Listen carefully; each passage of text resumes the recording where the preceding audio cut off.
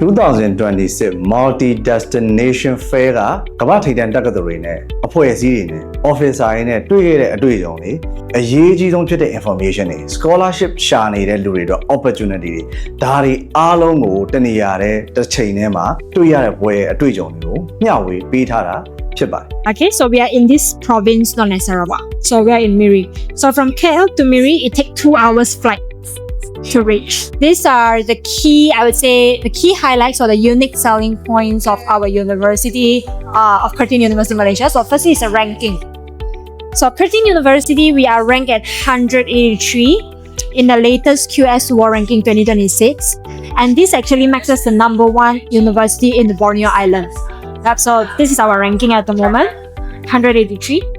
And Curtin Malaysia, we are actually the earliest and also the largest branch campus of Curtin University. So our main campus is in Perth, Australia. And Malaysia is the earliest and largest branch campus of Curtin University. We sit on a 1,200 acre garden. And I would say the most advantage thing is the tuition fees, where we offer very affordable tuition fees.